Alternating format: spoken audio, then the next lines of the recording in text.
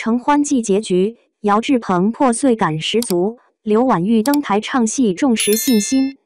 承欢记以亲情为主线，展现了家庭成员间的纠葛与和解，剧情真实细腻，演员表现出色，特别是刘婉玉的角色转变令人动容。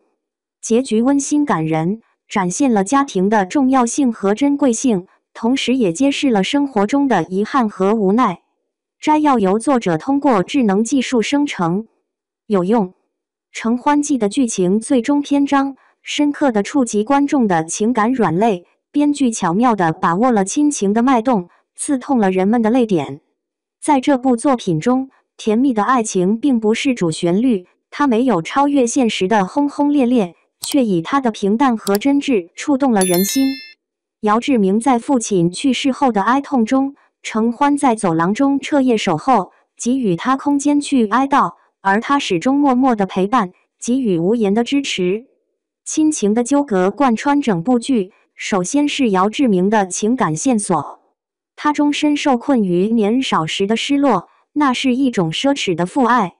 父子二人的再见，被一层面纱隔开，在最近的距离上突然离别。这是一种遗憾，因为我们都渴望团圆，但现实却往往残酷。当姚仁父的心结即将解开，他却意外的再也没有回来。姚仁父的罪行无数，他的潦草结局是对这些罪行的应有惩罚。剧情在最后4集中转向刘婉玉，她一生的喧嚣终于安静下来。体检报告中显示的异常，似乎抽走了她所有的活力，使她变得郁郁寡欢。观众们对她的演技评价严厉，他们批评何赛飞的表演过于夸张，声音吵闹，情绪反应过激，满屏的狰狞嘶吼，人物设定疯狂而偏激，让人无法接受。不相信现实中会有这样闹得家宅不宁的母亲，有些评价显得过于苛刻。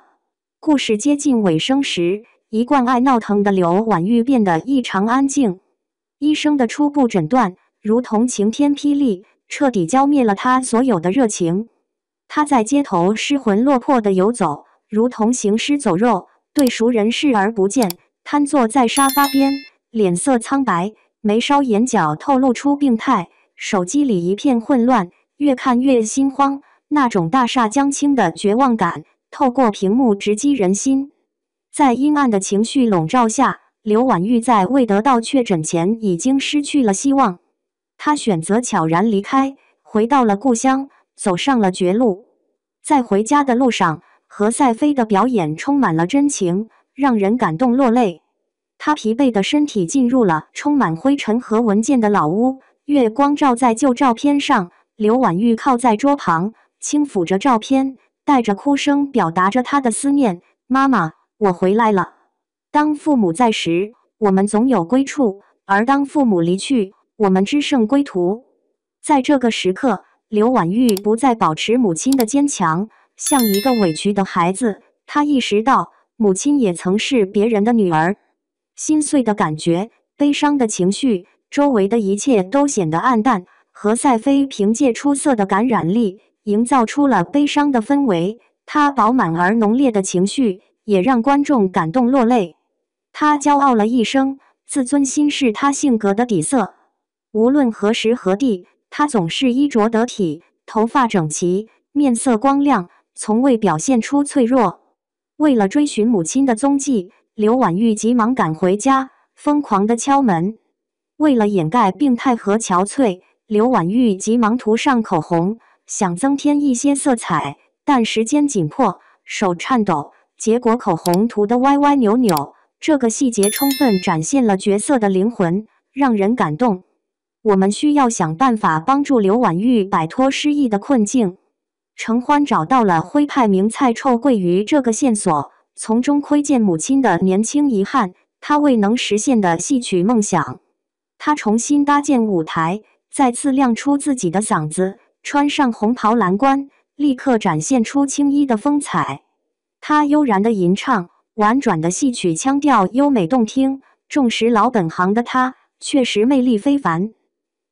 刘婉玉在舞台之上舞姿轻盈，容光焕发，不是为了取悦他人，不受厨房的束缚，不与同龄人在广场上竞争舞蹈，他只是展现自己的风采。他的眼中闪烁着喜悦，他的身上散发着光芒。何赛飞的演技令人惊叹，他的表演真实而精湛。对于本帮菜的厌倦，他开始怀念起辣味十足的徽菜，尤其是那闻起来臭、吃起来香的臭鳜鱼，曾在装饰华丽的餐厅中品尝过。挑剔的刘婉玉不禁感叹，这条鱼腌制得太急了，现在的商家追求速成。为了能让母亲尝到正宗的味道，程欢在镇上寻找冯师傅。